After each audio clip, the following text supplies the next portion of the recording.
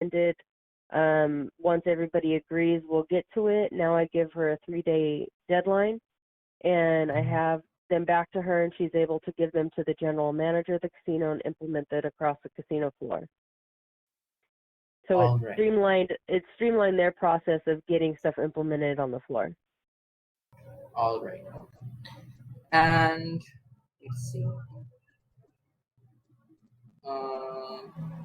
You also mentioned that you streamlined the process for approval of policies and procedures. Could you discuss how you did that? That's the process. Okay. This is the same thing. All right. Yeah.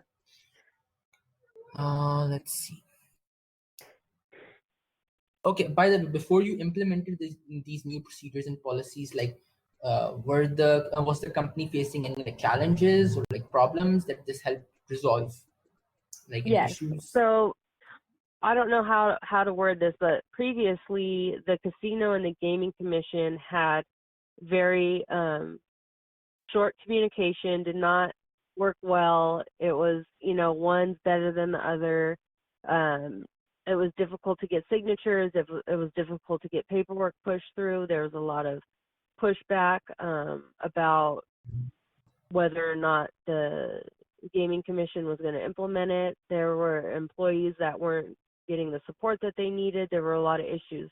So with me coming into the gaming commission, because I have an operational background as well, so I think that's something that's a great skill that I bring, is I've been in operations, so I understand the needs of operations, and I try to streamline every process I do, not only for the commission's benefit, but to make the casino management feel like they're being supported, because at the end of the day, they're running a business and we have to support that business. We're not here to tie their hands.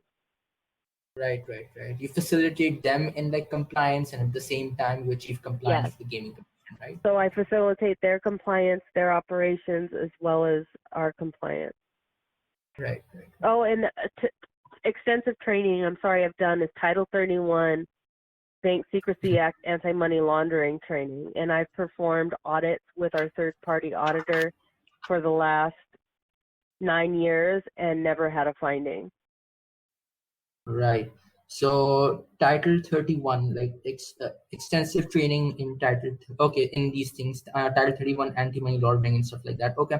So could you discuss about this? Like, is this a formal training program? And like, Yes, I'm part of the BSA AML working group for San Diego County. mm-hmm.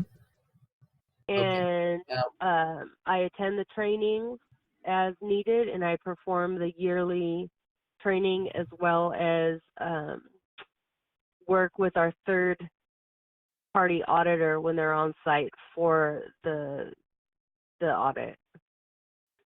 Okay. So you just said that you perform yearly training, right? You train the people over there, right? Yes. Did you mean that you train others? Okay. Well, So our Title 30. Oh, sorry. Go ahead. Yeah, go ahead. You said your Title 31. Our Title 31 program is when you first get hired, you do this online Title 31 Casino Essentials training.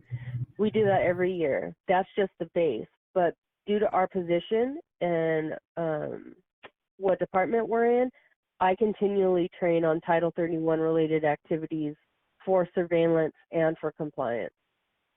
Okay, right. And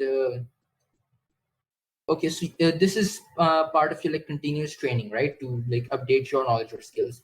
Has there ever been an instance where you created a training program for others, like a formal training program?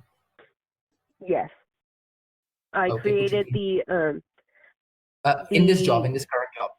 In this current job, yeah. Let's see. In this current job, right? We have been talking about this current job. All right. Okay. I continue to train the Title 31 anti-money laundering, and then I have I'm not doing the training, but I have had somebody training us on technical compliance. Okay, right. So you arrange for someone else to come here to train you, right? Train the other staff. I arrange for technical compliance to receive as much training as possible. Right, right, right. Oh, And could you like elaborate on and that? Like, yeah, a hello? GLI training. We went to GLI training as well.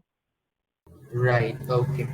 So could you discuss this? Like, uh, you, who do you like? How does this happen? How do you arrange training? Like, do you hire external agencies to train you guys, or like, do you go attend We conferences? Or what? Yeah, go ahead. I What either do you do? have the current supervisor do it to cross train and vice versa. So I have the supervisor of compliance cross train and compliance, and then the supervisor for technical compliance cross train and technical compliance. That way both supervisors can use any of the individuals for their needs throughout the day. Okay. I also, and they train me as well, so that if something were to come up, like we have a jackpot verification procedure that I'll get called while I'm at home and we have a jackpot hit and I have to go on the property and verify the jackpot. So we'll make sure everybody's trained and up to date because software is constantly changing. So everybody needs that training. But then I also go to NTGCR, which is the National Tribal Gaming Regulators Conference. And so do the people that work, my subordinates. Then we also go to the Tribal Gaming Protection Network conferences. And we have an on-site, somebody come on-site once a year. All right. Okay. And like, who is this somebody who comes on site on CA? It could vary, but this year it's going to be Sal Piacente, and I'm the one that arranges and picks them. Right, right, right. And what is this South PS? Like, what is this? Is this an like a training vendor or something like that? He basically is a card sharp, casino skills, managing your property, knowing your customers, table games, loss leaders, training surveillance and compliance in areas to watch out for and ways that casinos are being hit right now. Okay, right. So he's sort of like a thought leader, right? Like, sort of like a influential person in the industry, correct? Yes. Okay. Okay. And I pick one every year and have them come out when their Right, schedule permits. right, right, right. These are like And speakers, right? That you come out, yes, have them come out and train you. Okay. More okay. So, other than the things that we discussed, is there any way that you made recommendations or like that you personally modified or introduced new internal controls, policies, or procedures to like improve compliance, other than things that we discussed already? I'm sure there is. I just can't think of it. Let me see. Um,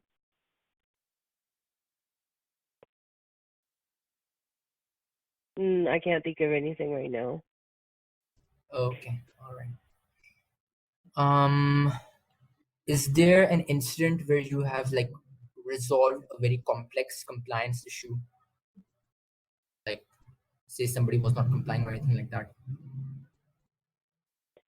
Yes. When I first started, we didn't know what. Okay, so when I first started, the people that negotiated the compact don't work in my department. So we had got a new executive director, and I was put in charge of finding out, without getting us in trouble, what the state did have and what they did not have as far as our compliance measures that were in place. So I had to form a good working relationship with my team and kind of do like a soft audit on the compact to see what documentation had been created. And it took about a month and a half to determine what out of the compact we were not in compliance with and get that implemented without there being any financial ramifications. Oh, and there were no financial ramifications for this, right? No, we were good. Right, right, right. So, like, and before this, like, there were lots of areas where you were not complying with the compact, right? There were Like lots before of you. areas we could not confirm if we were in compliance or not because we did not know what documentation was sent to the state. Okay, so you didn't know what documentation was sent to the state. So what corrective measure did you take here exactly? I had a lot of meetings with a lot of people who were involved in the compact and Mm-hmm. created a relationship with the field representative at the Bureau of Gambling Control and submitted everything as a just, or probably we don't want to put this in the resume because it could make the casino look bad, but I submitted it as a, in the event you don't have these on file, I've updated these and would like you to, keep them for your records. Okay, right. So maybe we don't want to Okay, put so that. yeah, all right. We won't put like that you updated these files and then resubmitted them. I won't put that, but like, did you institute any like you yourself were just saying right now that you did not know what documentation was sent to the state, right? So Yeah, what you did to correct that was that you had proactive meetings with the stakeholders involved, and you determined like what documentation, additional documentation needs to be sent. And now, from now onwards, you're going to be sending that additional documentation, right, in compliance with the compact, exactly. right? Exactly. Exactly. Okay. All right. Go ahead. That's the very diplomatic way of saying what happened. Yeah, it is. Okay. Yeah. Could you excuse me for a minute? I'm sorry? Could you excuse me for a minute? Just 1 minute. Oh, yeah, Like, go ahead. okay.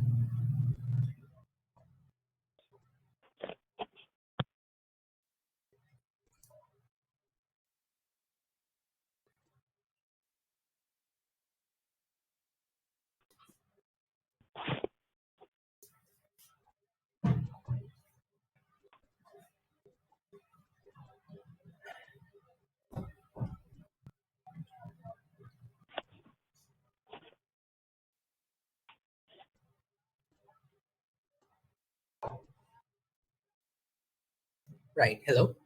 Yeah. Here. All right. Thank you so No much for problem. that. Okay. No problem. Um. Other than this, okay.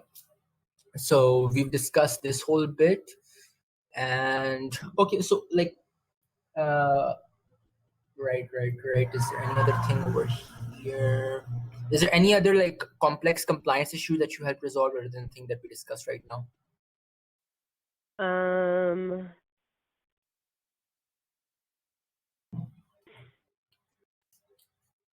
mm, I can't think of any right this second. All right, that's not an issue.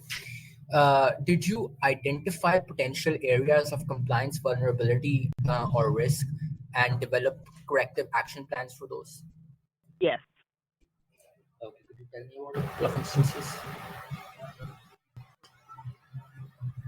So we had the NIGC come out and do an IT vulnerability assessment for our information technology department, or like against our information technology department, to determine if we had any vulnerabilities with our network and infrastructure. Mm-hmm. And we Right. identified the vulnerabilities, such as port access, if somebody could get into our mainframe, our casino database, if people could steal Excuse me, information. Adelaide. Yes, Excuse me. yes, This is with regards to cybersecurity, right? yes. So Cybersecurity and I don't know if it would be considered like our slot system, our gaming floor, like if there was any vulnerabilities for our machines, for our network to lose data. yeah, to be hacked, right? To be hacked, essentially. Yeah. Right. So it So wasn't a penetration test, but it was a vulnerability assessment. So a penetration test is when, we yeah, say yeah, you can't I know. get in and they say, oh, yeah, we can. We didn't do that Yeah. because we did one a few years ago and the casino got really mad because, the people that did the penetration test, kind of mocked them a little bit, and the casino said, oh, you can't get into our system. And they said, watch us. And they like got onto their desktop and drew like a happy face, you know, so it caused like a major, between IT and us. They're like, you can't do a penetration test. We just, we did one, but it left a sour grapes, I guess you could say. So Okay. we didn't do So, the penetration test. We did the vulnerability assessment. So it was much less intrusive. But we do right. plan on doing another penetration test in the future. But based Uh, on what we found, we issued a notice of concern to the Information Technology Department to fix the high and critical um, errors that they observed. And we're still waiting for them to review that and get back to us with a response.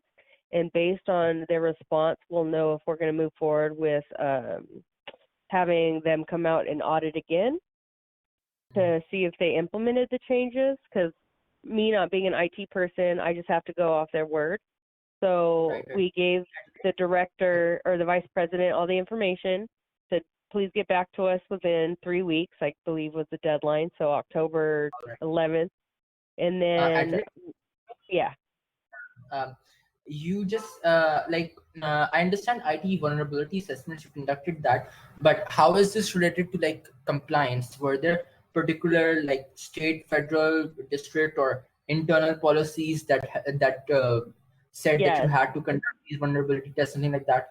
So what were those exactly? Well, Like, so how did this help the compliance? the part of the compact in standard operating procedures and part of our internal controls is that we have a network that is safe. And I can't think of the exact wording, but it's in the minimum internal controls that our IT department has to follow certain procedures to ensure the protection of guest data, machines, this and that. So the vulnerability assessment was provided to us basically as a mitigation procedure just to see where we were at. Right, So right, we technically asked the National Indian Gaming Commission, who we pay dues and fees to every year, to come out and test our IT department to see if they were able to get in. That way we can be proactive and have them fix any of the problems. That way somebody doesn't come sit down and hack into the system. right. And did you initiate this vulnerability assessment? Yes. All right, okay, that's good. All right. Is there any other way in which you identified potential areas of compliance, vulnerability, or risk and develop corrective action plans for those? Yes. So we also have a busing transportation system that our licensing department has vendor licensing and then employee licensing. And the vendor licensing department was having gross violations of the vendor not getting their drivers. This is the one who I issued the notice of violation with. So basically, the bus companies were not making good on their agreement with the casino, and we're having bus drivers come on the property that were not registered, and every vendor must be registered and their drivers in order to work with the casino. So myself and the supervisor underneath me performed the audit, created the notice of violation with the fine, got the fine approved, but also created internal controls to ensure that all vendors are getting their drivers to our licensing department and that everybody who comes on property is a licensed driver. All right, that's very interesting.